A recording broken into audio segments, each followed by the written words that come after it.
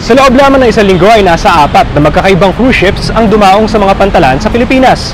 Sa balitang pantalan ni Jill Manalo, ang ilan dito, pangatlong beses na sa bansa. Nitong Lunes, February 24, nang dumaong sa Puerto Princesa Port ang cruise ship na MS Riviera ng Oceania Cruises. Mula sa malayo, tanaw na ang laki ng barko na may lamang higit 1,100 na mga cruise passenger at nasa 750 na mga crew. Bago pa man makarating ang barko sa pantalan, nakaabang na ang mga musikero at mananayaw mula sa iba't ibang performing arts groups sa Puerto Princesa City na sumalubong sa mga turista. Gaya ng iba pang mga cruise passenger na dumating sa pantalan ng Puerto Princesa, nagtour din ng mga pasahero ng MS Riviera sa mga sikat na destinasyon sa Palawan, gaya ng Honda Bay at Puerto Princesa City Underground River. Bago bumisita ang barko sa Palawan, dumaong muna ito sa mga pantalan ng Katiklan at Maynila nitong February 23 at 22.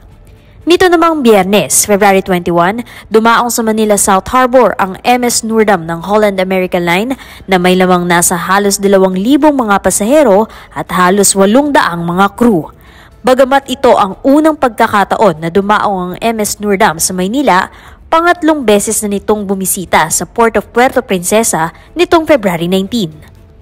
Martes, February 18 naman nang dumaong sa Manila South Harbor ang cruise ship na Norwegian Sky. Gaya ng MS Noordam sa Palawan, ito rin ang ikatlong beses na bumisita sa pantalan ng Maynila ang barko.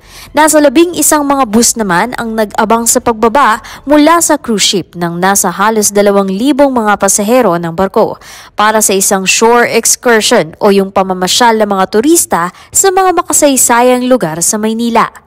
Nagkaroon din ng pagkakataon ng mga delegado mula sa Philippine Ports Authority at Asian Terminals Incorporated na makaakyat ng barko upang personal na maipahayag ng mga opisyales ng Norwegian Sky ang kanilang pasasalamat sa PPA at ATI para sa matagumpay nitong mga cruise operation ngayong taon. Matatandaang nagkaroon ng turnaround call at transit call ang Norwegian Sky sa Manila South Harbor noong Enero. Sumunod na dumaong ang cruise ship sa Corimao Port nitong February 19. Bumisita rin ito sa mga pantalan ng Boracay at Puerto Princesa. Isang araw naman bago dumaong ang Norwegian Sky sa Maynila ay ang pagdaong ng isa pang malaking cruise ship na MS Seven Seas Explorer ng Region 7 Seas Cruises nitong Lunes, February 17. Sa gitna ng pagdami ng mga cruise ship na dumaraong sa mga pantalan sa Pilipinas, patuloy namang sinisigurado ng PPA sa publiko at mga turista ang pagiging ligtas at epesyente ng cruise operations sa mga pantalang nasa ilalim nito.